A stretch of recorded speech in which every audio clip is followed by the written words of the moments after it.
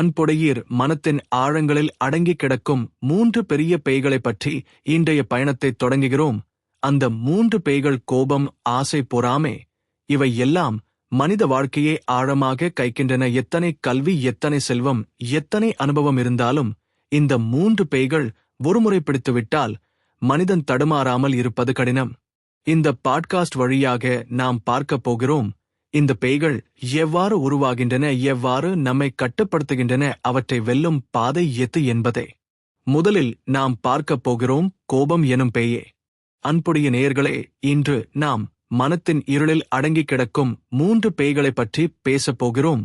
மனித வாழ்க்கையில் பல சவால்கள் இருக்கின்றன, ஆனால் அவற்றுள் மிகுந்த வேரூன்றியவை கோபம், ஆசை, பொறாமை. இவை யாருடைய உள்ளத்தையும் எளிதில் பிடித்துக் கொள்ளும். எவ்வளவு அறிவாளியாக இருந்தாலும், எவ்வளவு பக்தியாளனாக இருந்தாலும், எவ்வளவு அனுபவம் வாய்ந்தவராக இருந்தாலும் இந்த 3இல் ஒன்று வந்துவிட்டால் மனம் குலைந்து போகும். முதலில் நாம் பார்ப்பது கோபம். கோபம் ஒரு நெருப்பு போல, அது எப்போதும் எரிகிறது. ஆனால் அந்த நெருப்பை வெளியில் விடாமல் கட்டுப்படுத்துவதுதான் நம் வாழ்க்கையின் முக்கிய பாடமாகும்.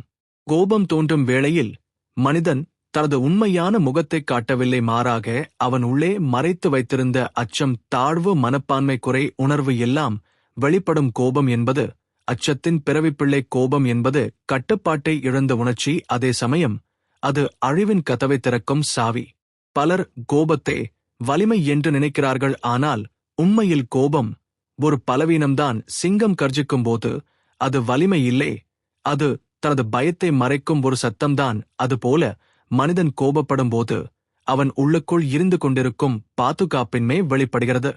கோபம் வந்தால் என்ன நடக்கும்? முதலில் நம் உடல் பாதிக்கப்படும். இரத்தம் வேகமாக ஓடும், இதயம் துடிக்கும், மூச்சு சூடாகும், முகத்தில் சிவப்பு அதிகரிக்கும். அந்த நேரத்தில் நாம் சொல்லுவது செய்வது எதுவும் அறிவால் கட்டுப்படுத்தப்படாது, நெருப்பால் கட்டுப்படுத்தப்படும். அந்த ஒரு நொடியில் நாம் பேசும் வார்த்தைகள் உறவுகளை உடைக்கும். அந்த ஒரு நொடியில் நாம் செய்யும் செயல் வாழ்க்கையே சிதைக்கும்.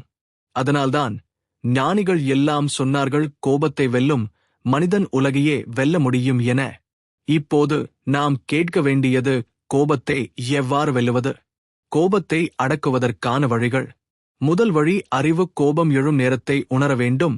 நான் இப்போது கோபப்படுகிறேன் என்று நமக்கு தெரிந்தவுடன் பாதி வெற்றி நம்மை அடைந்துவிடும். ஏனெனில் அதிகமானவர்கள் தாங்கள் கோபத்தில் இருப்பதையும் உணராமல் செய்கிறார்கள். இரண்டாவது வழி மூச்சு பயிற்சி. கோபம் எழும்போது மூச்சை ஆழமாக எடுங்கள், மெதுவாக விடுங்கள். மூச்சு நோட்டம் மனதை அமைதிப்படுத்தும். மூன்றாவது வழி அமைதி. கோபம் வந்தவுடன் பதில் சொல்லாமல் இருங்கள். ஒரு நொடிக்கு கூட பேசாமல் இருந்தால் புயல் அடங்கிவிடும். பிறகு பேசினால் வார்த்தைகள் சுடாமல் வெளிவரும். நான்காவது வழி பரிவு. கோபம் வந்தவரை பார்த்து அவர் தவறு செய்தார் என்று நினைக்காமல், அவர் மனிதர், அவர் தவறலாம், நானும் தவறலாம் என்று நினைத்தால் கோபம் குறையும். ஐந்தாவது வழி தியானம். தினமும் சில நிமிடங்கள் அமைதியாக அமர்ந்து மனதை கவனிப்பது கோபத்தின் வேகம் குறைய உதவும். கோபத்தின் விளைவுகள். அக்கதைகள். ஒரு காலத்தில் ஒரு ராஜா இருந்தார். அவர் மிகவும் கோபக்காரர், எப்போதும் கோபப்பட்டு தண்டனை கொடுப்பார். ஒரு நாள் ஒரு முனிவர் வந்து அவரிடம் சொன்னார், மன்னா, உங்கள் கோபம்தான் உங்கள் ராஜ்யத்தை அழிக்கும். அதற்கு ராஜா சிரித்தார். ஆனால் சில ஆண்டுகளில் அவரது கோபத்தால் பல மந்திரிகள் ராஜ்யத்தை விட்டு சென்றார்கள். அண்டை நாடுகள் பகைவர்களாகின. இறுதியில் அந்த ராஜா தனிமையில் இறந்தார்.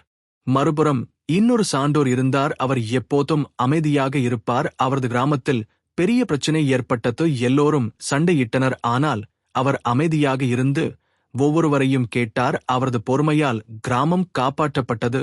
இதுவே கோபத்தை வெல்லும் சக்தியின் சான்று. இப்போது நம்முடைய பயணத்தின் அடுத்த பகுதி ஆசை. ஆசை என்பது மனத்தின் இரண்டாவது பேய். ஆசை என்பது ஒரு முடிவில்லாத கிணறு. அதில் எவ்வளவு தண்ணீர் ஊற்றினாலும் நிரம்பாது. நாம் ஒரு பொருளை விரும்புகிறோம், அது கிடைத்தவுடன் இன்னொன்றை விரும்புகிறோம், மீண்டும் அதுவும் கிடைத்தவுடன் இன்னொன்றை தேடுகிறோம். இப்படி தேடிக்கொண்டே போகிறது. ஆசை இல்லாமல் வாழ்க்கை சாத்தியமில்லை. ஆசைதான் நம்மை முன்னே செலுத்துகிறது. ஆனால் கட்டுப்பாடற்ற ஆசை நம்மை அழிக்கிறது. அது ஒரு அலை போல. அலை வந்து கரையை மோதும் வரை அழகாக இருக்கும், ஆனால் அதிகமாக வந்தால் வெள்ளமாகி அழிவை உண்டாக்கும். அன்புடைய நேயர்களே, மனித வாழ்க்கையின் இரண்டாவது பெரிய பேய் ஆசை. ஆசை இல்லாமல் வாழ முடியாது, அது உண்மை. ஆனால் ஆசையை கட்டுப்படுத்தாமல் விட்டால் அது ஒரு வெள்ளம் போல நம்மை தள்ளி எறியும் ஆசைதான் முன்னேற்றத்திற்கு காரணம். ஆனாலும் அதே ஆசைதான் அழிவுக்கும் காரணம்.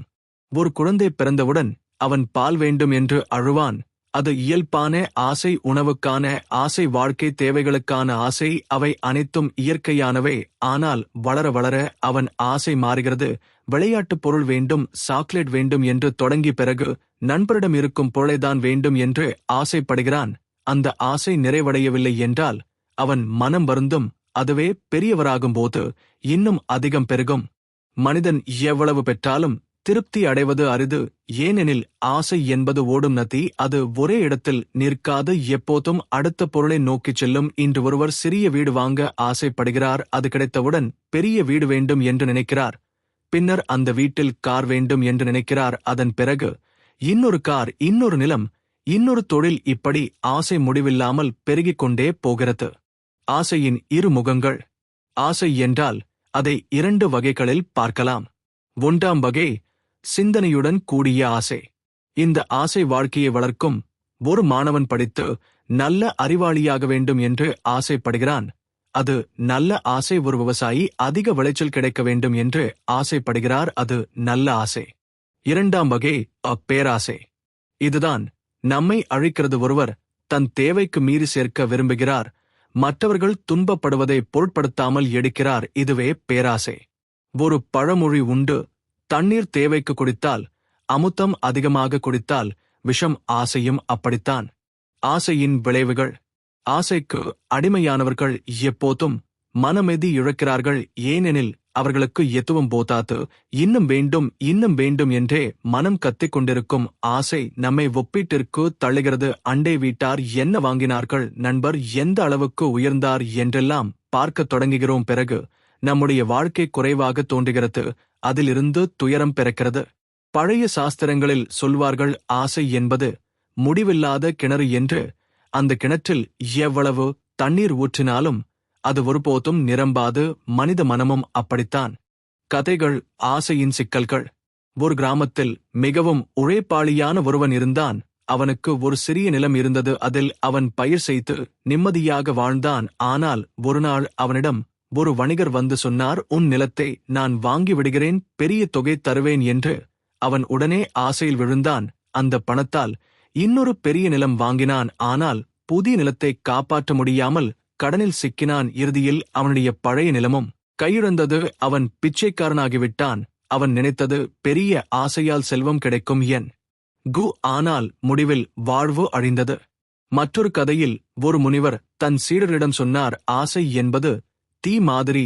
நீண்ட நேரம் கையில் பிடித்தால் எரித்துவிடும். ஆனால் தேவைக்கேற்ப ஒரு சிறிய தீ வைத்து அதில் உணவு சமைத்தால் அது நமக்கு உதவியாக இருக்கும். அதுபோல ஆசையை கட்டுப்படுத்தினால் அது முன்னேற்றத்திற்கு உதவும். ஆசையை கட்டுப்படுத்தும் வழிகள். திருப்தி. கிடைத்ததை அனுபவித்து நன்றி கூறும் மனப்பான்மை வேண்டும். பகிர்வு. பிறருடன் பகிர்ந்தால் ஆசையின் சுமை குறையும். எளிமை.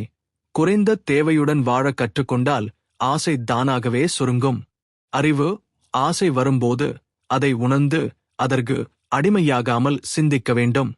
ஆசையும் ஆன்மீகமும். ஆன்மீக பாதையில் ஆசை மிகப்பெரிய தடையாக கருதப்படுகிறது. ஏனெனில் ஆசை மனதை வெளியில் இழுத்துச் செல்கிறது. ஆன்மீகம் மனதை உள்ளே திருப்புகிறது. ஆசை அதிகமாக இருந்தால் தியானம் செய்ய முடியாது. ஏனெனில் மனம் எப்போதும் அடுத்த ஆசைக்காக ஓடும். ஆனால் ஆசை இல்லாமல் ஆன்மீகமும் சாத்தியமில்லை. ஏனெனில் ஆரம்பத்தில் உண்மையை அறிய ஆசை வேண்டும், தெய்வத்தை அடைய ஆசை வேண்டும். அந்த ஆசை உயர்ந்த ஆசை. அது உலக ஆசையல்ல. அந்த உயர்ந்த ஆசைதான் பிற ஆசைகளை கரைத்துவிடும். ஆசையின் முடிவில்லாத பாதை. ஒருவர் சொன்னார், ஆசையை நிறைவேற்றுவதால் ஒருபோதும் திருப்தி கிடையாது. ஆசையை அடக்குவதால் மட்டுமே அமைதி கிடைக்கும். அதனால் ஒருவர் சொன்னார், ஆசை என்பது ஓடும் மான். அதை ஓடவிட்டால் எப்போதும் பிடிக்க முடியாது. அதை அடக்கினால் அது நமக்கு துணை நிற்கும். அடுத்த பயணம் பொறாமை. அன்புடையீர் ஆசை பற்றி நாம் விரிவாக பார்த்தோம். இப்போது நம்மை 3வது வகையில் சிதைக்கும் பேய் பொறாமை. பொறாமை என்பது மற்றவரின் முன்னேற்றத்தை பார்த்து வருந்தும் மனநிலை. அது எந்தவொரு உயிருக்கும் தேவையில்லாத ஒரு தீங்கு.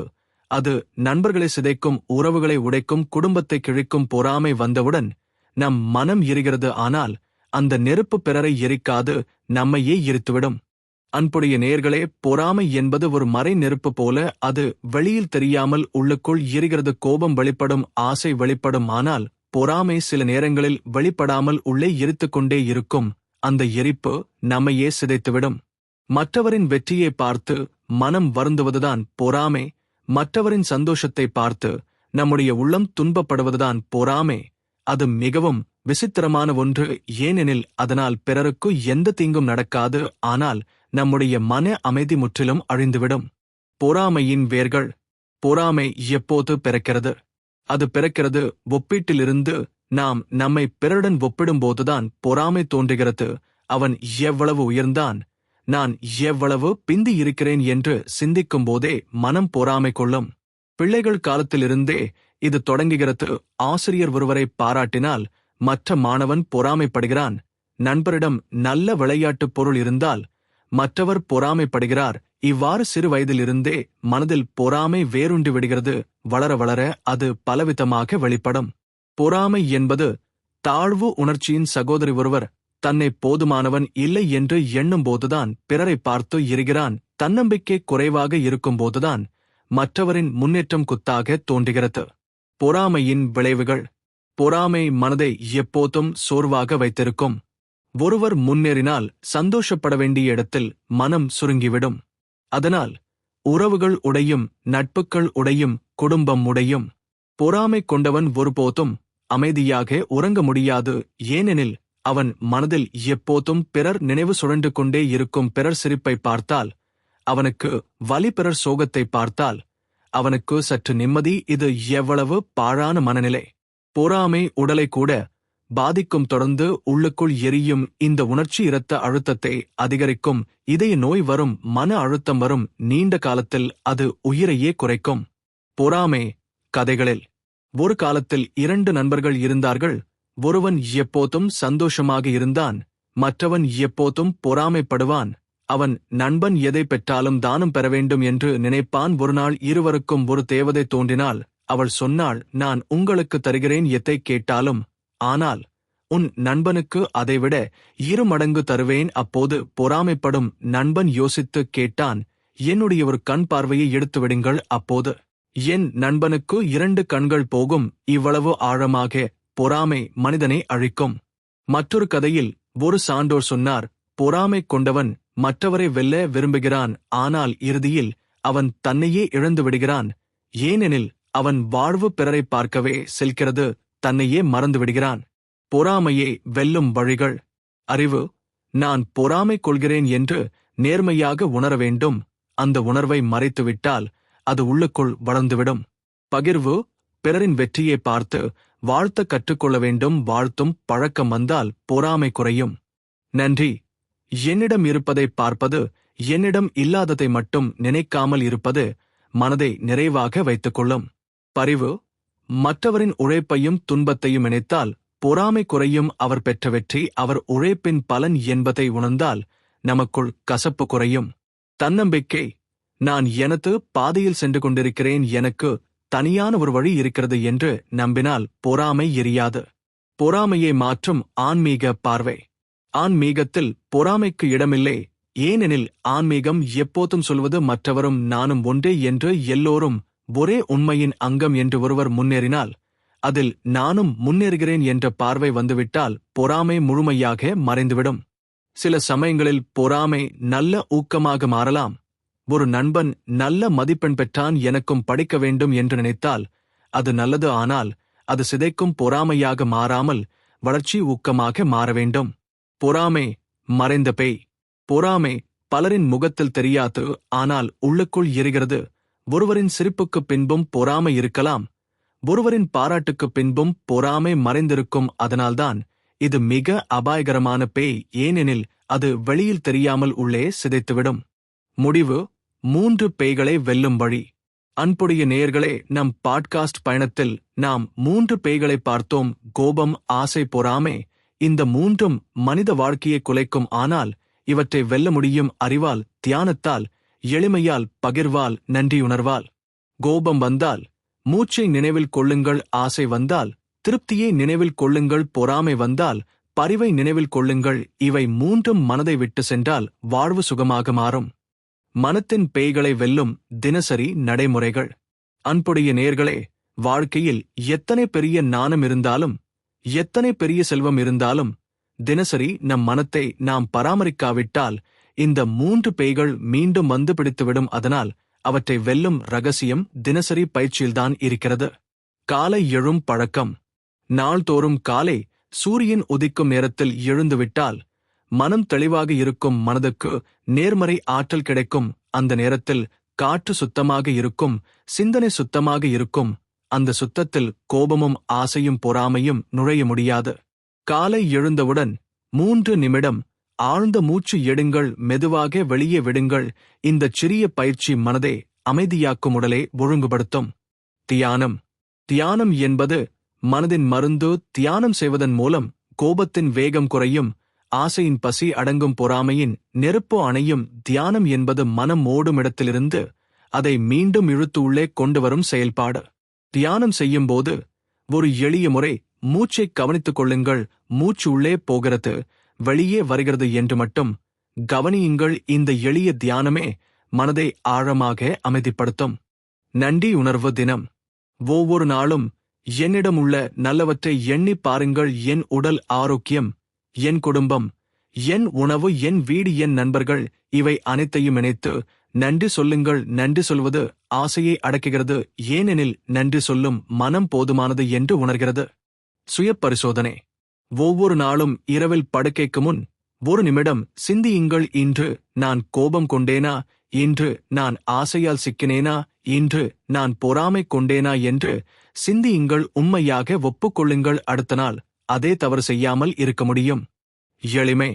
வாழ்க்கையில் எளிமை மிக முக்கியம். எளிமையாக வாழ்கிறவர் எளிதில் கோபப்படமாட்டார், பேராசையால் சிக்கமாட்டார், பொறாமையால் எரிய மாட்டார். எளிமை என்பது பொருள் குறைவாக வைத்திருப்பது மட்டுமல்ல, எண்ணங்களில் எளிமை, மனதில் எளிமை, உறவுகளில் எளிமை. உணவு பழக்கம். உணவின் மீது கூட மனநிலை சார்ந்துள்ளது.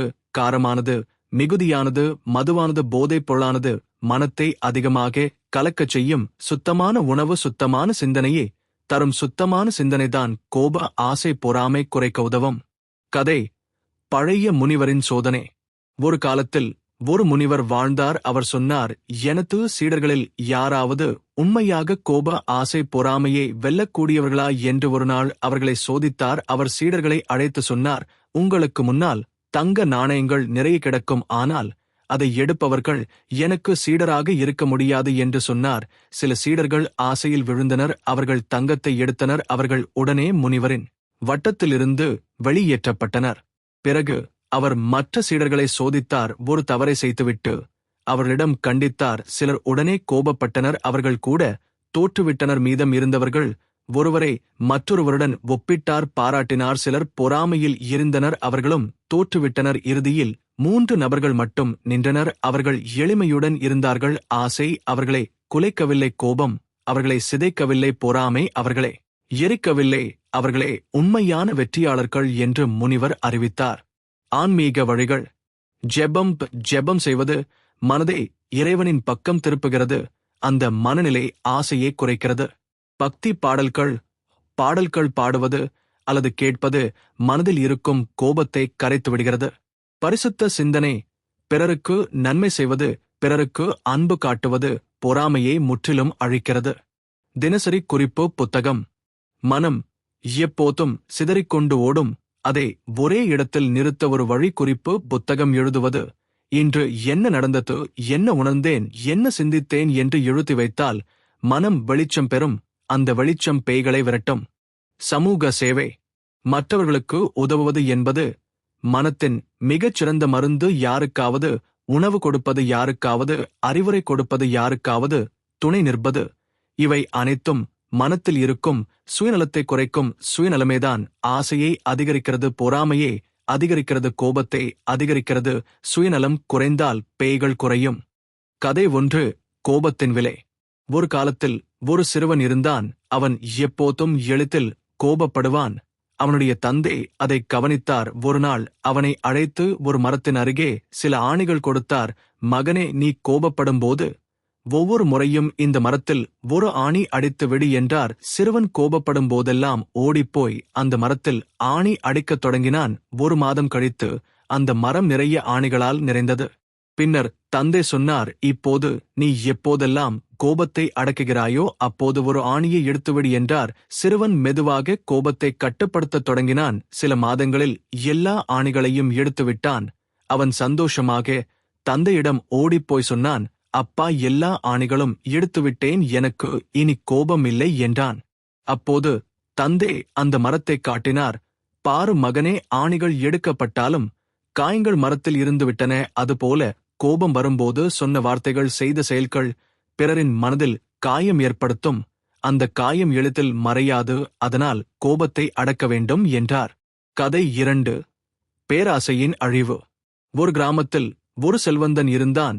அவனுக்கு எல்லா பொருட்களும் இருந்தன. ஆனால் அவனுக்கு எப்போதும் இன்னும் வேண்டும், இன்னும் வேண்டும் என்ற ஆசைதான் இருந்தது. ஒரு நாள் அவன் ஒரு சான்றோரிடம் போய் சொன்னான், என்னுடைய ஆசையை நிறைவேற்றும் வழி சொல்லுங்கள் என்றான். சான்றோர் சொன்னார், சரி, நான் உனக்கு ஒரு அற்புத சக்தி தருகிறேன். நீ எதை தொடுகிறாயோ அது தங்கமாக மாறிவிடும் என்றார். செல்வந்தன் மகிழ்ச்சியுடன் வீடு திரும்பினான். அவன் கையில் இருந்த கல் தங்கமாக மாறியது. அவன் வீட்டின் கதவு தங்கமாக மாறியது. அவன் மிக மகிழ்ந்தான். ஆனால் சில நேரத்தில் அவன் மகளை கட்டிப்பிடிக்கச் சென்றான். அவள் தங்கமாக மாறிவிட்டாள். அவன் சாப்பிடக் கொண்ட உணவு தங்கமாக மாறிவிட்டது. அவன் குடிக்க நினைத்த தண்ணீர் தங்கமாக மாறிவிட்டது. அவன் அழுதான். சான்றோரிடம் ஓடினான். தங்கத்தை வேண்டாம், எனக்கு பழைய வாழ்க்கையே போதும். பேராசையால் நான் எல்லாவற்றையும் இழந்துவிட்டேன் என்றான். சான்றோர் சொன்னார், அதுதான் உண்மை. பேராசை ஒருபோதும் சந்தோஷம் தராது. பேராசை கிடைத்ததை கூட பறித்துக் கொள்வதுதான் என்றார். கதை 3. பொறாமையின் தீ. ஒரு கிராமத்தில் 2 விவசாயிகள் இருந்தனர். ஒருவன் எப்போதும் உழைப்பாளி, இன்னொருவன் சோம்பேறி. ஆனால் அவன் எப்போதும் உழைப்பாளியின் முன்னேற்றத்தை பார்த்து பொறாமை கொண்டான். ஒருநாள் கிராமத்தில் மழை அதிகமாக பெய்தது. உழைப்பாளியின் வயலில் தண்ணீர் நன்றாக சேர்ந்து பச்சை பயிர்கள் வளம் அடைந்தன. சோம்பேறியின் வயல் வெறிச்சோடினான். அவன் மனம் எரிந்தது. அவன் நினைத்தான், என் வயலில் பயிர் இல்லை, எனவே அவனுடைய வயலும் அழிய வேண்டும் என்று. அவன் கிணற்றை உடைத்து தண்ணீரை விட்டுவிட்டான். ஆனால் அவனுடைய வீட்டின் பக்கம் வெள்ளம் வந்து அவனுடைய வீடு சிதறிப்போனது. அவனுடைய சொத்து அனைத்தும் அழிந்தது. பிறகுதான் உணர்ந்தான், பொறாமை பிறருக்கு தீங்கு செய்யாது, நமக்கே தீங்கு செய்வதுதான் என்று. உவமை 1. கோபம் கையில் வைத்த நெருப்பு. கோபம் என்பது கையில் வைத்த நெருப்பு போல. அதை எரிந்தால் பிறரை எரிக்கும். ஆனால் அதற்குள் நம்முடைய கையும் எரிந்துவிடும். உவமை 2. ஆசை ஓடும் குதிரை. ஆசை என்பது கட்டுப்பாடில்லாத குதிரை போல. அது ஓடிக்கொண்டே இருக்கும் சவாரி. அதை கட்டுப்படுத்தினால் அது இலக்கை அடைய உதவும். ஆனால் கட்டுப்படுத்தாமல் விட்டால் அது பாறையில் விழுந்து நம்மையும் அழித்துவிடும். உவமை 3. பொறாமை கரிய புகை. பொறாமை என்பது கரிய புகை போல. அது வெளியில் அதிகம் தெரியாது, ஆனால் உள்ளே சுவாசத்தை அடைத்துவிடும். அந்த புகை மெதுவாக நம்மையே சிதைத்துவிடும். வரலாற்று சம்பவம் 1. அசோகர். அசோக மன்னன் ஆரம்பத்தில் மிகவும் கொடூரமானவர். அவர் கோபத்தின் காரணமாக பல போர்களை நடத்தினார். கலிங்க போரில் ஆயிரக்கணக்கானவர்கள் இறந்தார்கள். பின்னர் அவர் அந்த இரத்தக் காட்சியை பார்த்தபோது மனம் சிதைந்து போனது. கோபத்தின் விளைவு என்ன என்பதை உணர்ந்தார். அவர் அதன் பின் புத்த மதத்தை தழுவினார். அன்பும் அமைதியும் கொண்ட அரசனாக மாறினார். வரலாற்று சம்பவம் 2. அலெக்சாண்டர். அலெக்சாண்டர் உலகையே வெல்ல ஆசை கொண்டவன். அவன் பல நாடுகளை வென்றான். ஆனால் இறக்கும்போது அவன் சொன்னான், என் கையை வெளியில் காட்டி அடக்கம் செய்யுங்கள், நான் எதையும் எடுத்துச் செல்லவில்லை என்று. மக்கள் உணரட்டும் பேராசை என்னை வென்றது என்று. வரலாற்று சம்பவம் 3. பொறாமையின் அரச குடும்பம். பழைய காலத்தில் சில அரச குடும்பங்களில் சகோதரர்கள் ஒருவரின் மீது ஒருவர் பொறாமை கொண்டார்கள். அந்த பொறாமை அவர்களை கொலைகளுக்கும் உள்நாட்டுப் போர்களுக்கும் தள்ளியது. பிறகு அந்த ராஜ்யம் சிதைந்து போனது. ஆனால் மற்றொரு ராஜ்யத்தில் சகோதரர்கள் ஒற்றுமையுடன் இருந்தார்கள். அங்கே செழிப்பு நிலைத்தது. சிறுவர் கதை. பாம்பு மற்றும் தவளை. ஒரு குளத்தில் ஒரு தவளை இருந்தது. அது எப்போதும் மகிழ்ச்சியாக இருந்தது. அதை பார்த்த பாம்பு பொறாமை கொண்டது. நான் ஏன் இவ்வளவு சுருண்டு கவது, அவன் ஏன் குதித்து மகிழ்கிறான் என்று எண்ணியது. பாம்பு தவளை மீது தாக்கினது. ஆனால் குளத்தில் விழுந்தது, மூழ்கிவிட்டது. தவளை மீண்டது. அதுபோல பொறாமை எப்போதும் பிறரை விட நம்மையே அழிக்கும். சிறுவர் கதை. இரு சகோதரர்கள். ஒரு வீட்டில் 2 சகோதரர்கள் வாழ்ந்தனர். பெரியவன் எப்போதும் கோபமாக இருந்தான், சிறியவன் எப்போதும் அமைதியாக இருந்தான். ஒருநாள் அவர்கள் பெற்றோர்கள் சொன்னார்கள், உங்களுக்கு யாருக்கு என்ன வேண்டும் என்று சொல்லுங்கள். பெரியவன் சொன்னான், எனக்கு சக்தி வேண்டும், அனைவரும் என்னை கேட்க வேண்டும். சிறியவன் சொன்னான், எனக்கு அமைதி வேண்டும், அனைவரும் மகிழ வேண்டும். கடைசியில் பெரியவன் தனிமையில் இறந்தான், சிறியவன் அனைவராலும் நேசிக்கப்பட்டான். இந்த கதை சொல்லும் உண்மை, கோபம் வெல்லாது, அமைதிதான் வெல்லும். முடிவுரை. அன்புடைய நேயர்களே, கதைகள், உவமைகள், வரலாற்று சம்பவங்கள் அனைத்தும் ஒரே உண்மையை சொல்கின்றன. கோபம், ஆசை, பொறாமை வாழ்க்கையை சிதைக்கும். ஆனால் அவற்றை வெல்லலாம். எளிமையால், நன்றியுணர்வால், பகிர்வால், தியானத்தால். இந்த கதைகள் நம் மனத்தில் ஒளியே ஊற்றுகின்றன. அந்த ஒளி வந்தால் பேய்கள் ஓடிவிடும். மனத்தின் பேய்களை வெல்லும் 30 நாள் சவால். நாள் 1. விழிப்புணர்வு. இன்று நான் கோப, ஆசை, பொறாமை எனும் 3 பேய்கள் என்னை எப்படி தாக்குகின்றன என்பதை கவனிப்பேன். எந்த நேரத்தில் எனக்கு கோபம் வருகிறது, எந்த சந்தர்ப்பத்தில் ஆசை அதிகமாகிறது, யாரை கண்டால் பொறாமை எழுகிறது என்று எழுதிக் கொள்வேன். நாள் 2. மூச்சு பயிற்சி. இன்று கோபம் வரும்போதும் மனம் கலங்கும் போதும் ஆழ்ந்த மூச்சு எடுப்பேன். மூச்சை உள்ளே எடுத்து மெதுவாக வெளியே விடுவேன். மூச்சு நோட்டம் என் மனத்தை அமைதியாக்கும். நாள் 3. நன்றி தினம். இன்று என்னிடம் உள்ள நல்லவற்றை பட்டியலிடுவேன். உடல் ஆரோக்கியம், குடும்பம், நண்பர்கள், உணவு, வீடு, இவை அனைத்தையும் எண்ணி நன்றி சொல்வேன். இந்த நன்றியுணர்வு என் ஆசையை குறைக்கும். நாள் 4. அமைதியின் சோதனை. இன்று நான் பேசும் வார்த்தைகளை கவனிப்பேன். கோபமாக வந்தால் நான் உடனே பதில் சொல்ல மாட்டேன். 1 நிமிடம் அமைதியாக இருந்து பின்னர் பேசுவேன். நாள் 5. பகிர்வு நாள். இன்று நான் எதையாவது ஒருவருடன் பகிர்வேன். அது உணவு ஆகலாம், நேரம் ஆகலாம், அறிவுரை ஆகலாம். பகிர்வு ஆசையின் பசியை குறைக்கும். நாள் 6. பொறுமை பயிற்சி. இன்று நான் நெரிசலில் இருந்தாலும் காத்திருப்பேன். யாராவது தாமதித்தாலும் பொறுமையாக இருப்பேன். பொறுமைதான் கோபத்தின் எதிரி. நாள் 7. தியானம். இன்று 10 நிமிடம் அமைதியாக அமர்ந்து மூச்சை கவனிப்பேன். தியானம் என் மனத்தில் உள்ள பொறாமையை கரைத்துவிடும். நாள் 8. பாராட்டு நாள். இன்று யாராவது நல்லது செய்தால் மனதார பாராட்டுவேன். பாராட்டு பொறாமையை அழிக்கும். நாள் 9. எளிமை பயிற்சி. இன்று தேவையில்லாத பொருளை வாங்க மாட்டேன். எளிமையாக வாழ்வேன். எளிமை ஆசையை கட்டுப்படுத்தும். நாள் 10. சுயபரிசோதனை. இன்று இரவு நான் என்ன செய்தேன், எங்கே கோபம் கொண்டேன், எங்கே ஆசையில் விழுந்தேன், எங்கே பொறாமை கொண்டேன் என்று எழுதுவேன். அடுத்த நாள் அதை தவிர்க்க முயற்சிப்பேன். நாள் 11. நல்ல வாசிப்பு. இன்று நான் ஒரு நல்ல புத்தகம் படிப்பேன். அதில் இருந்து ஒரு நல்ல சிந்தனையை மனதில் வைத்துக் கொள்வேன். அந்த சிந்தனை கோபம், ஆசை, பொறாமையை வெல்ல உதவும். நாள் 12. சேவை நாள். இன்று யாருக்காவது உதவுவேன்.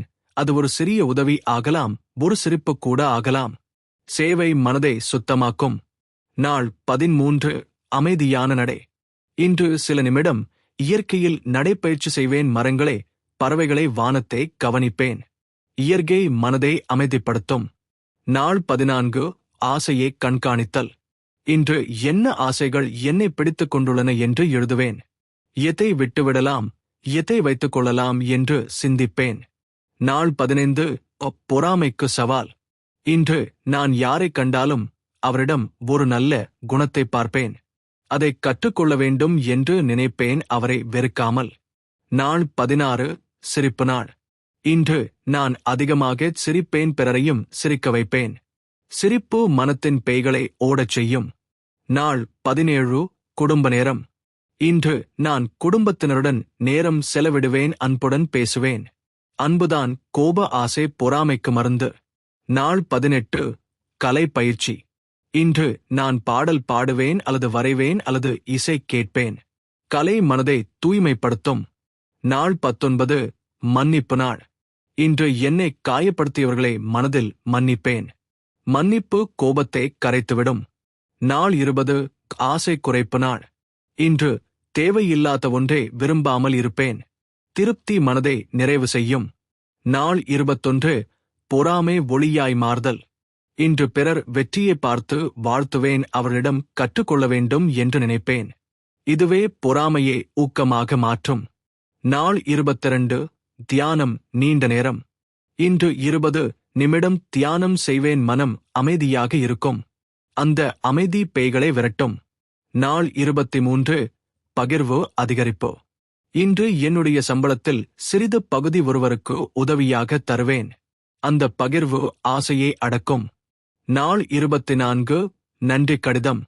இன்று என்னை உதவிய ஒருவருக்கு நன்றி சொல்வேன் அல்லது கடிதம் எழுதுவேன். நன்றி மனதை சுத்தமாக்கும். நாள் 25 அமைதியான சாப்பாடு. இன்று நான் உணவை மெதுவாக சாப்பிடுவேன், ஒவ்வொரு உண்டியையும் ரசிப்பேன். அந்த உணவு உணர்வு ஆசையை கட்டுப்படுத்தும். நாள் 26 எளிய உடை எளிய நடத்தை. இன்று நான் எளிமையாக நடந்து கொள்வேன், ஆடம்பரமின்றி இருப்பேன். எளிமை மனதை தெளிவாக்கும். நாள் 27 ஆழ்ந்த நட்பு. இன்று நான் ஒரு நண்பருடன் உண்மையான உரையாடல் நடத்துவேன். நட்பு பொறாமையை அழிக்கும். நாள் 28 இயற்கைக்கு நன்றி. இன்று நான் இயற்கைக்கு நன்றி சொல்லுவேன், மரம், காற்று, மழை, சூரியன், எல்லாவற்றுக்கும் நன்றி கூறுவேன். இது மனதை பெரிதாக்கும். நாள் 29 சிந்தனை சுத்தம். இன்று நான் எதிர்மறை சிந்தனைகளை தள்ளி விடுவேன், நேர்மறை சிந்தனைகளை மட்டும் மனதில் வைப்பேன். இது கோப, ஆசை, பொறாமையை தளரச் செய்யும். நாள் 30 நிறைவு விழா. இன்று நான் இந்த 30 நாட்களின் பயணத்தை நினைவில் கொள்ளுவேன், என்னை பாராட்டுவேன், என் மனம் மாறிவிட்டதை உணர்வேன். இந்த வெற்றிதான் உண்மையான செல்வம். முடிவுரை. அன்புடைய நேயர்களே, இந்த 30 நாள் சவால் உங்கள் வாழ்க்கையை மாற்றும். கோபம், ஆசை, பொறாமை என்பவை மிக பெரிய பேய்கள்தான். ஆனால் தினசரி சிறிய பயிற்சிகளால் அவற்றை வெல்ல முடியும். மனம் அமைதியாக வாழ முடியும், அன்புடன் வாழ முடியும். மனத்தின் பேய்கள் கவிதை வடிவில். கோபம். கோபம் என்றால் எரியும் நெருப்பு. கையில் வைத்தால் சுடரும் சாம்பு. மனதில் வந்தால் கரையும் சாந்தம். வார்த்தையில் வந்தால் காயம் ஆனந்தம். கோபம் வந்தால் பார்வை மங்கும். கேட்கும் செவி மூடிக்கொள்ளும். சிந்தனை எல்லாம் சிதறிப்போகும். சிறு தவறு கூட மலை போல தோன்றும். கோபம் கரைந்து போனால் அமைதி வரும். அமைதி வந்தால் அறிவு மலரும். அறிவு மலர்ந்தால் அன்பு பெருகும். அன்பு பெருகினால் உலகம் அழகாகும். ஆசை. ஆசை என்றால் ஓடும் குதிரை. கட்டுப்படுத்தினால் இலக்கு தரை. விடுவித்துவிட்டால் பாறை தாடே. அடக்கினால் வாழ்வு மலர்ச்சி பறை. ஆசை வந்தால் மனம் தாகம். கிடைத்தாலும் போதாத்து பாக்கம். பேராசை வந்தால் எல்லாம் தாகம். திருப்தி என்றால் அமைதி வாக்கம். ஆசையை குறைத்தால் ஆனந்தம் அதிகம். பகிர்ந்தால் வளம் பெருகும் சுகம். அளவோடு வாழ்ந்தால் வாழ்வு நலம். எளிமையில்தான் உண்மையான நிலம். பொறாமை. பொறாமை என்றால் கரிய புகை. வெளியில் தெரியாது உள்ளம் நுகை. அருகில் இருப்பவன் வெற்றிவிகை. நமக்குள் எரியும் கொடிய புகை. பொறாமை கொண்டால் மனம் கரையும். மற்றவரை வெறுத்தால் நாமே அழியும். பிறரை பாராட்டினால் உள்ளம் மலரும். அவரிடமிருந்து கற்றுக்கொண்டால் அறிவு பெருகும். பொறாமை வென்றால் நட்பு வளரும். அன்பு வளரும், உலகம் மலரும். மனதில் ஒளி பரவும் நேரம். பொறாமை கரைந்து போகும் பேரம். உவமைக் கவிதைகள். கோபம் கையில் வைத்த நெருப்பு சுடும் காயம் தரும். ஆசை கட்டுப்பாடில்லா கடல், கரையை உடைக்கும். பொறாமை புகை நிரம்பிய அறை, சுவாசத்தை அடைக்கும். அமைதி குளிர்ந்த நீர், மனதை தணிக்கும். நன்றி மலர்ந்த பூ, வாழ்க்கையே மணக்கும். அன்பு ஒளிரும் சூரியன், இருளை அகற்றும். வாழ்க்கை பாடல். கோபம் வந்தால் மூச்சை எண்ணு. மூச்சை எண்ணி அமைதி கற்று. ஆசை வந்தால் நன்றி சொல். கிடைத்ததை எண்ணி திருப்தி கொள். பொறாமை வந்தால் பாராட்டு சொல்லு. அவரின் சிறப்பை கற்றுக்கொள்ளு. மனதில் அன்பை வளர்த்துக்கொள். அன்புதான் உலகம் காக்கும் கோல். நிறைவு பாடல். மனத்தின் பேய்கள் 3 தான். கோபம், ஆசை, பொறாமைதான். அவற்றை வென்றால் சுகம் வரும். அமைதி, அன்பு, அறிவு மலரும். ஒளி தரும் சூரியனைப் போல. நன்றி தரும் குளிர்ந்த மழை போல. அன்பு தரும் மழலை சிரிப்பு போல. வாழ்வு மலரும் நிறைவான கோல. மனத்தின் பேய்கள் புராணக் கதைகளிலும் சித்தர் உபதேசங்களிலும். இராமாயணக் கதை. கோபத்தின் விளைவு. ராவணன் பெரிய பாண்டித்யம் கொண்டவன், இசை, இலக்கியம், யுத்தம் அனைத்திலும் தேர்ந்தவன். ஆனால் அவன் குணங்களில் ஒன்று கோபம். அவன் சீதையை அபகரித்தது அவன் கோபமும் ஆசையும் கலந்து வந்தது. அதனால் இராமன் எதிரியாய் நின்றான். இறுதியில் அவன் வலிமை அறிவு எல்லாம் இருந்தும் கோபம் ஆசை காரணமாக அவன் அழிந்தான். இந்த கதை சொல்லும் உண்மை கோபமும் ஆசையும் சேர்ந்தால் எவ்வளவு வலிமை இருந்தாலும் வீழ்ச்சி உறுதி. இராமாயண கதை பொறாமையின் தீ. சூர்பனகை சீதையின் அழகை பார்த்து பொறாமை கொண்டாள். அவள் அந்த பொறாமையால் இராமனை கவர முயன்றால் அது தோல்வியடைந்த போது அவள் சிதைந்த மனம் லட்சுமணன் மீது கோபமடைந்தது. அந்த ஒரு சம்பவமே பெரிய போருக்கு காரணம் ஆனது. பொறாமை ஒருவரின் மனதில் வந்தால் உலகமே எரிந்துவிடும் என்பதை இது காட்டுகிறது. மகாபாரத கதை ஆசையின் பேரழிவு. துரியோதனன் ஆசையில் மூழ்கினான். பாண்டவரிடம் இருந்த ராஜ்யத்தை கவர வேண்டுமென்ற ஆசை அவனை சதுரங்க காய்ற்றுப் போட்டிக்கு கொண்டு வந்தது. அவன் ஆசை அதிகமாய் போனதால் சகோதரரிடையே போருக்கு வழிவகுத்தது. அந்த ஆசை குருக்ஷேத்திரத்தில் ஆயிரக்கணக்கான உயிர்களை பறித்தது. ஆசை ஒருவரை மட்டும் அல்ல, ஒரு பேரரசையே அழிக்கக்கூடும் என்பதற்கு சாட்சி துரியோதனன். மகாபாரத கதை கோபத்தின் விளைவு. திரௌபதி சபையில் அவமரியாதை செய்யப்பட்ட போது பேமன் துரியோதனனை அழிக்க வேண்டும் என்று கோபத்தில் சத்தியம் செய்தான். அந்த கோபம் அவனை வலிமையாக்கியது. ஆனால் அதே கோபம் அவனை சில நேரங்களில் பார்வையே மறைத்துவிட்டது. பேமன் தனது கோபத்தை கட்டுப்படுத்திய இடத்தில் வெற்றி பெற்றான். ஆனால் கட்டுப்படுத்தாத இடங்களில் சிக்கல்கள் வந்தன. மகாபாரத கதை பொறாமையின் விளைவு. கர்ணன் பெரிய வால்மீகன் போல தான விரும்பி இருந்தான். அவனிடம் அற்புதமான திறன்கள் இருந்தன. ஆனால் அவனுடைய உள்ளத்தில் பாண்டவர்களைப் பற்றிய பொறாமை இருந்தது. அந்த பொறாமை அவனை துரியோதனனின் பக்கம் நிற்க வைத்தது. இறுதியில் அவன் அழிந்தான். திறமை இருந்தாலும் பொறாமை இருந்தால் வெற்றி நிலைக்காது. சித்தர் உபதேசம் கோபம். திருமூலர் சொன்னார், கோபம் வந்தால் உயிர் கரையும். அமைதிதான் உயிரின் ஆடம்பரம். சித்தர்கள் எப்போதும் கோபத்தை நீக்கினால் உடலிலும் மனதிலும் ஆரோக்கியம் வரும் என்று கூறினர். சித்தர் உபதேசம் ஆசை. பட்டினத்தார் சொன்னார், பேராசை கொண்டால் பரமன் கூட கிடையாது. அவனுடைய வாழ்க்கையே அதற்குச் சாட்சி. அவர் செல்வம் விட்டுவிட்டு சந்நியாசம் எடுத்தார். ஆசை குறைந்தால் ஆனந்தம் பெருகும் என்பதை வாழ்ந்து காட்டினார். சித்தர் உபதேசம் பொறாமை. ஔவையார் சொன்னார், பொறாமை கொண்ட மனம் ஒருபோதும் உயராது. பிறர் உயர்வதை பார்த்து மனம் மகிழ்வதே உண்மையான அறம். பிறர் முன்னேற்றத்தில் மகிழ்ந்தால் நம் வாழ்விலும் வளம் பெருகும். ஊமை. 3 பேய்கள். கோபம் என்பது சூறாவளி, அடித்தால் வீடுகள் சிதறும். ஆசை என்பது ஆழ்கடல், விழுந்தால் கரை தெரியாது. பொறாமை என்பது நெருப்பின் புகை, உள்ளம் கருக்கும். அமைதி என்பது மலையின் நிலை, அசையாது நிற்கும். நன்றி என்பது நதியின் மோட்டம், எப்போதும் பாயும். அன்பு என்பது சூரியனின் ஒளி, இருளை அகற்றும். நம்மாழ்வார் உபதேசம். நம்மாழ்வார் சொன்னார், ஆசை கொண்டு பிறவி சுழலில் சிக்குகிறோம். ஆசை குறைத்தால் பரமனுடன் ஒன்றாக முடியும். கோபம், ஆசை, பொறாமை இவை எல்லாம் ஆத்மாவின் பந்தங்கள். அவற்றை நீக்கினால் விடுதலை அடையலாம் என்றார். திருவள்ளுவர் உபதேசம். திருவள்ளுவர் சொன்னார், கோபம் உடையான் கண்ணின் குருடன் போலான். ஆசை உடையான் உயிரின் அடிமை போலான். பொறாமை உடையான் உள்ளம் கருகும் போலான். இந்த 3 குணங்களையும் நீக்கினால் வாழ்க்கை மலரும். முடிவுரை. புராணங்களும் சித்தர்களின் உபதேசங்களும் ஒரே உண்மையை சொல்கின்றன. கோபம், ஆசை, பொறாமை மனதில் இருந்தால் வீழ்ச்சி உறுதி. ஆனால் அவற்றை வென்றால் மனிதன் தெய்வீக நிலைக்கு உயர்வான். இராமனின் அமைதி, அர்ஜுனனின் ஒழுக்கம், சித்தர்களின் எளிமை இவை அனைத்தும் நமக்கு பாதை காட்டுகின்றன. அந்த பாதையை பின்பற்றினால் மனத்தின் பேய்கள் ஓடிவிடும். மனத்தின் பேய்கள். அறிவியல் உளவியல் பார்வை. மூளையின் அடிப்படை வேலை. மனித மூளை 3 அடுக்குகளைக் கொண்டது. பழமையான மூளை உயிர்வாழ்வுக்காக செயல்படும். நடுவன் மூளை உணர்ச்சிகளை ஒழுங்குபடுத்தும். மேல் மூளை அறிவையும் சிந்தனையையும் கட்டுப்படுத்தும். கோபம், ஆசை, பொறாமை இவை 3ம் பெரும்பாலும் நடுவன் மூளையில் உள்ள லிம்பிக் சிஸ்டம் என்ற பகுதியில் உருவாகின்றன.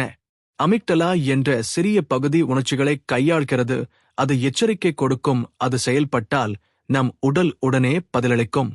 கோபத்தின் அறிவியல். கோபம் என்பது ஒரு போர் அல்லது ஓடு என்ற பழைய உடல் பதில். ஒரு ஆபத்து வந்தால் உடல் அட்ரினலின் என்ற ஹார்மோன் வெளியிடுகிறது. இதனால் இதே துடிப்பு அதிகரிக்கும், இரத்த அழுத்தம் உயரும், தசைகள் உறையும். மூளை உடனே யோசிக்காமல் தாக்குதல் செய்ய தூண்டும். ஆனால் இன்றைய சமுதாயத்தில் பெரும்பாலும் ஆபத்து உண்மையானதல்ல, சிறிய வார்த்தைகள், விமர்சனங்கள்தான் நம்மை தூண்டுகின்றன. அமிக்டலா வேகமாக செயல்படும்போது முன்னணி கார்டெக்ஸ் என்ற யோசனை மையம் தற்காலிகமாக முடங்கிவிடும். அதனால்தான் கோபத்தில் எடுக்கப்படும் முடிவுகள் பின்னர் பச்சாத்தாபம் தரும். கோபத்தை கட்டுப்படுத்தும் வழி: மூச்சுப் பயிற்சி. மெதுவாக ஆழமாக மூச்சு எடுத்தால் அமிக்டலாவின் வேகம் குறையும், முன்னணி கார்டெக்ஸ் மீண்டும் செயல்படும். எண்ணிக்கை முறை: கோபம் வந்தவுடன் 10 வரை எண்ணினால் மூளைக்கு சிந்திக்க நேரம் கிடைக்கும். எழுத்து முறை: கோபம் வந்த உணர்வுகளை காகிதத்தில் எழுதினால் மூளையின் சுமை குறையும். உடற்பயிற்சி: உடல் உழைத்தால் அட்ரினலின் குறைந்து மனம் அமைதியாகும். ஆசையின் அறிவியல்: ஆசை பெரும்பாலும் மூளையின் ரிவார்டு சர்க்யூட் என்ற பகுதியில் உருவாகிறது. டோபமைன் என்ற ரசாயனம் சுகம் தரும். நாம் சாக்லேட் சாப்பிடும்போது அல்லது பணம் சம்பாதிக்கும் போது டோபமைன் அதிகரிக்கும். மூளை அதை நினைத்து மீண்டும் அதை நாடும். இதுவே ஆசை. ஆனால் டோபமைன் பழக்கமாகிவிட்டால் அதே சுகத்தை பெற அதிகமாக தேவைப்படும். அதுவே பேராசை. ஆசையை கட்டுப்படுத்தும் வழி: நன்றி பழக்கம். தினமும் 3 நன்றி விஷயங்களை எழுதினால் மூளை திருப்தி உணர்வை கற்றுக்கொள்கிறது. எளிமை வாழ்க்கை: தேவையில்லாத பொருட்களை குறைத்தால் மூளை ஆசைக்கு அடிமையாகாது. தியானம். தியானம் செய்யும்போது டோபமைன் சமநிலையாகும், மனம் அமைதியாகும். பகிர்வு: பிறருடன் பகிரும்போது மூளையில் ஆக்சிடோசின் அதிகரிக்கும். அது நமக்கு சந்தோஷம் தரும், ஆசையை அடக்கும். பொறாமையின் அறிவியல்: பொறாமை மூளையின் சமூக ஒப்பீடு மையத்தில் உருவாகிறது. நாம் யாரையாவது வெற்றியடைய காணும்போது அமிக்டலா எச்சரிக்கை கொடுக்கும், எனக்கு ஆபத்து என்று உணர்த்தும். அந்த உணர்வு உடனே பொறாமையாக மாறும். மூளையில் ஆன்டீரியர் சிங்குலேட் கோர்டெக்ஸ் மற்றும் ப்ரீஃப்ரண்டல் கோர்டெக்ஸ் ஆகிய பகுதிகள் இந்த ஒப்பீட்டை செய்வது கண்டறியப்பட்டுள்ளது. பொறாமை அதிகமாக இருந்தால் மனச்சோர்வு, கவலை ஏற்படும். பொறாமையை கட்டுப்படுத்தும் வழி: பாராட்டு பயிற்சி. பிறரின் வெற்றியை மனதார பாராட்டினால் மூளை எதிர்மறை ரசாயனங்களை குறைக்கும். ஒப்பீடு நிறுத்துதல்: பிறருடன் ஒப்பிடாமல் நம்முடைய வளர்ச்சியை மட்டும் பார்க்க வேண்டும். நன்றி. கிடைத்தவற்றை நினைத்து நன்றி சொன்னால் பொறாமை குறையும். தியானம்: மனதை உள்ளே திருப்பினால் பிறரை பற்றி குறைவாக சிந்திக்கிறோம். உளவியல் பார்வை: கோபம், ஆசை, பொறாமை மூன்றும் அடிப்படையில் பாதுகாப்பின்மை என்ற உணர்விலிருந்து வருகிறது. கோபம்: நான் பாதிக்கப்படுவேன் என்ற பயம். ஆசை: நான் இழந்து விடுவேன் என்ற பயம். பொறாமை: நான் குறைவாக இருக்கிறேன் என்ற பயம். இந்த பயத்தை அடையாளம் கண்டு அதை மாற்றினால் மூளையின் பழைய பழக்கம் மாறும். நடைமுறை உளவியல் முறை: நேர்மறை சிந்தனை. தினசரி நேர்மறை வாக்கியங்களை மனதில் கூறிக்கொள்ளுதல். மனச்சாந்தி பயிற்சி: நிகழ்காலத்தில் மனதை வைத்துக் கொள்வது. அன்பு பூர்வ தியானம்: எல்லோருக்கும் நல்லதை விரும்பி தியானம் செய்வது. கலை சிகிச்சை: இசை, ஓவியம், நடனம் மூலம் உணர்ச்சிகளை வெளியிடுதல். அறிவியல் சான்றுகள்: அமெரிக்க பல்கலைக்கழகங்களில் ஆய்வுகள் காட்டுகின்றன, தியானம் செய்தவர்களின் முன்னணி கார்டெக்ஸ் அதிகம் செயல்படுகிறது, கோபம் குறைகிறது. பகிர்வு பழக்கம் கொண்டவர்களின் மூளையில் ஆக்சிடோசின் அதிகரிக்கிறது, அது மனமேதியே தருகிறது. பாராட்டும் பழக்கம் கொண்டவர்களின் மூளையில் செரோட்டோனின் அதிகரிக்கிறது, அது பொறாமையே குறைக்கிறது. முடிவுரை: அன்புடைய நேயர்களே, கோபம், ஆசை, பொறாமை இவை மூளையின் இயல்பான பதில்கள்தான். ஆனால் அவற்றை அடிமையாக வைத்தால் வாழ்க்கை சிதைந்து போகும். அவற்றை கட்டுப்படுத்த அறிவியலும் உளவியலும் பல வழிகளை நமக்கு கற்றுக் கொடுத்துள்ளன. மூச்சுப் பயிற்சி, தியானம், நன்றி, பகிர்வு, பாராட்டு இவை அனைத்தும் மனத்தின் பேய்களை ஓடச் செய்யும். ஒருவரின் வாழ்க்கை அமைதியும் ஆனந்தமும் நிறைந்ததாகும். மனத்தின் பேய்கள் நிறைவு பயணம். ஆரம்ப நினைவுகள். நாம் இந்த நீண்ட பயணத்தை தொடங்கியது ஒரு சின்ன கேள்வியிலிருந்து. மனத்தின் பேய்கள் என்னென்ன, அவற்றை எப்படி தடுப்பது? அந்த 3 பேய்கள்: கோபம், ஆசை, பொறாமை. இவை மனித வாழ்க்கையின் 3 இருள் மலைகள். அவற்றை வெல்லாமல் விட்டால் மனிதன் எந்த உயரத்திலும் நிற்க முடியாது. பொருள் இருந்தாலும் மனம் அமைதியாக இருக்காது. அன்பு இருந்தாலும் உறவு நிலைத்து நிற்காது. அறிவு இருந்தாலும் தெளிவு ஒளிராது. கோபம் சுருக்கம். கோபம் என்பது நெருப்பு, அது உடனே எரியும். மூளையின் அமிக்டலா அதை தூண்டும், உடல் அட்ரினலின் பாயும். ஆனால் கோபத்தில் எடுத்த முடிவு எப்போதும் பச்சாத்தாபம் தரும். கோபம் கையில் வைத்த நெருப்பு, அது பிறரை எரிப்பதற்கு முன் நம்மையே எரிக்கும். ஆகவே கோபத்தை அடக்க மூச்சு, தியானம், பொறுமை, நன்றியுணர்வு இவை தேவை. கோபம் குறைந்தால் அமைதி வரும், அமைதி வந்தால் அறிவு மலரும். ஆசை சுருக்கம். ஆசை என்பது ஓடும் குதிரை. அதை கட்டுப்படுத்தினால் அது இலக்கை அடையும். ஆனால் அதை விட்டுவிட்டால் அது பாறையில் விழும். ஆசை நம்மை வளரச் செய்யலாம், ஆனால் பேராசை நம்மை அழித்துவிடும். திருப்திதான் ஆசைக்கு மருந்து. நன்றிதான் பேராசைக்கு எதிரி. பகிர்வுதான் செல்வத்தின் உண்மையான சுகம். ஆசை குறைந்தால் உள்ளம் மலரும். பொறாமை சுருக்கம். பொறாமை என்பது கரிய புகை. அது வெளியில் தெரியாது, ஆனால் உள்ளே சுவாசத்தை அடைக்கும். பிறர் உயர்வை பார்த்து எரிவது எளிது, ஆனால் அது நம்மையே எரிக்கிறது. பிறரின் சிறப்பை பாராட்டுவதுதான் உண்மையான மருந்து. ஒப்பீட்டை விட்டுவிட்டால் நிம்மதி கிடைக்கும். அன்பு மனதை நிரப்பினால் பொறாமை கரைந்துவிடும். புராண பாடங்கள். ராவணன் ஆசையால் அழிந்தான். சூர்பனகே பொறாமையால் சிக்கினாள். துரியோதனன் பேராசையால் பேரரசை இழந்தான். கர்ணன் பொறாமையால் வாழ்வியல் வெற்றியை இழந்தான். ஆனால் இராமன் அமைதியால் வென்றான். அர்ஜுனன் ஒழுக்கத்தால் வென்றான். சித்தர்கள் எளிமையால் உயர்ந்தார்கள். ஔவையார் நன்றி மனத்தால் வாழ்ந்தார். அறிவியல் பாடங்கள். மூளை உணர்ச்சிகளை வேகமாக தூண்டும், ஆனால் நாம் அறிவால் அதை அடக்க முடியும். மூச்சுப் பயிற்சி, தியானம், உடற்பயிற்சி, பாராட்டு, பகிர்வு இவை அனைத்தும் மூளையின் வேகத்தை சமநிலைப்படுத்தும்.